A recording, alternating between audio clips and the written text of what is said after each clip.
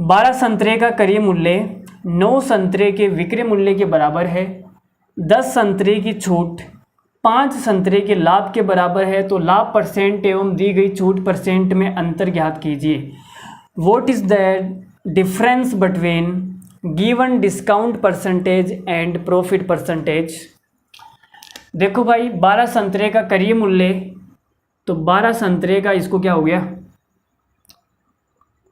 12 संतरे का क्रय मूल्य 12 की सीपी 9 संतरे के विक्रय मूल्य के बराबर है। तो यहाँ से सीपी अपॉन एसपी कितना आ जाएगा, 9/12। ठीक है।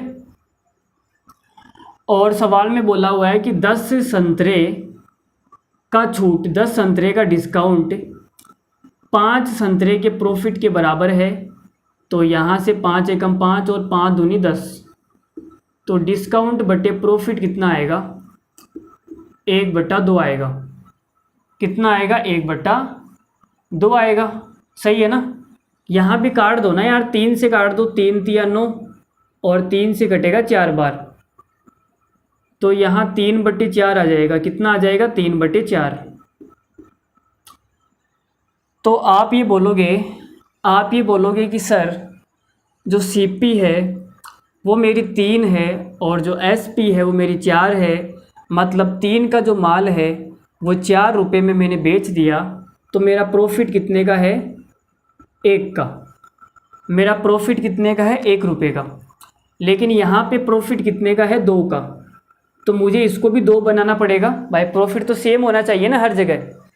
तो इसको 2 बनाने के लिए मुझे 2 से गुणा करना पड़ेगा सर।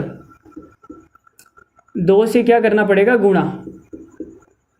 तो सीपी अपॉन एसपी कितना आ जाएगा, 6/8 आ जाएगा। अब प्रॉफिट कितने का है, 2 का।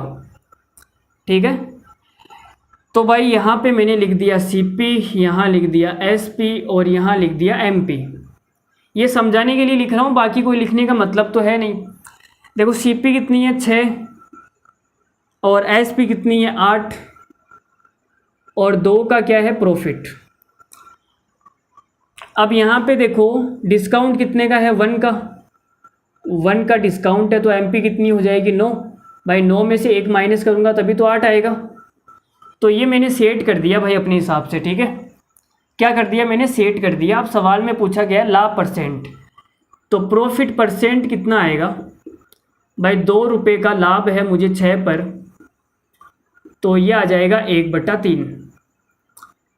परसेंट निकालने के लिए 100 से गुणा कर देंगे, ये आंसर आएगा। और डिस्काउंट परसेंट कितना आएगा, तो डिस्काउंट परसेंट आएगा सर, 1 का डिस्काउंट देना है 9 पर, और ये 100 से गुणा कर देते हैं ताकि परसेंटेज आ जाएगा। अब इनका डिफरेंस निकालना है। क्या निकालना है, डिफरेंस। तो भाई डिफरेंस निकाल देते हैं।